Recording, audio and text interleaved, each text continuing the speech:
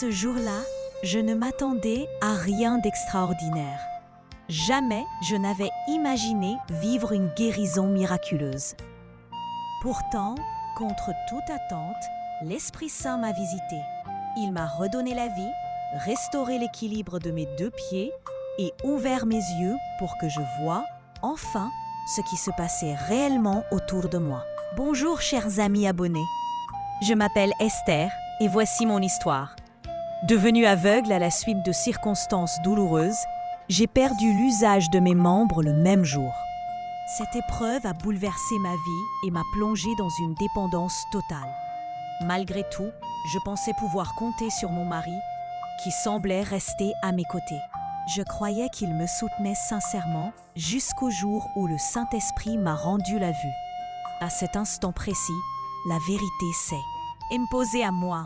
Ce que je considérais comme de l'amour n'était en réalité qu'une illusion soigneusement entretenue.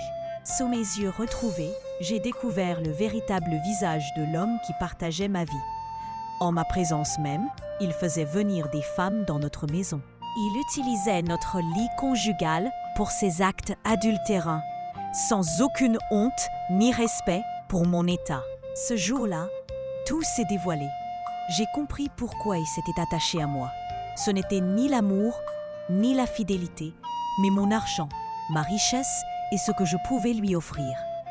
Cette révélation a brisé mon cœur, mais elle m'a aussi libérée.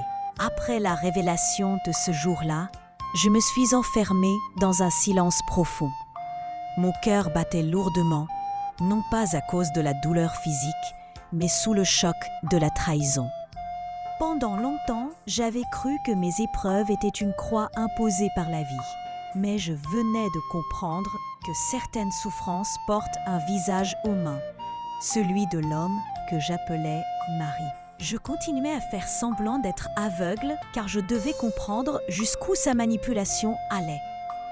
Je l'entendais passer des appels en secret, parler de mes biens comme si c'était les siens, planifier mes comptes bancaires comme on planifie un héritage anticipé.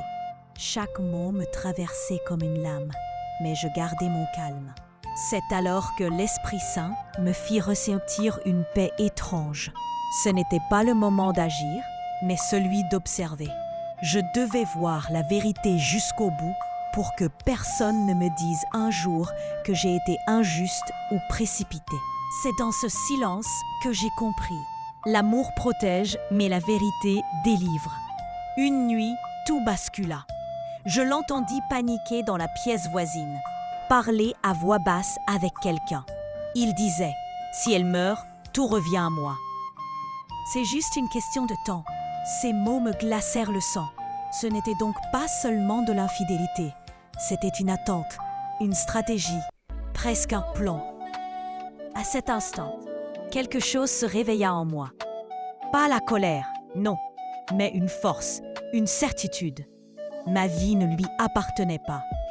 Mon destin n'était pas entre ses mains. Je me levai, lentement, sur mes 2 pieds nouvellement restaurés. Et pour la première fois, j'avançai sans trembler. Lorsque j'ouvris la porte et qu'il me vit debout, les yeux ouverts, son visage se vida de toutes couleurs. Il recula comme s'il voyait un fantôme. Mais ce n'était pas un fantôme. C'était la Esther que Dieu avait relevée, celle qu'on ne pouvait plus tromper, ni manipuler, ni enterrer vivante. Je n'ai pas crié, je n'ai pas frappé. Je me suis simplement avancée et je lui ai dit « Tu voulais ma mort, mais Dieu a choisi ma vie. » Ce fut la fin de son contrôle et le début de ma renaissance.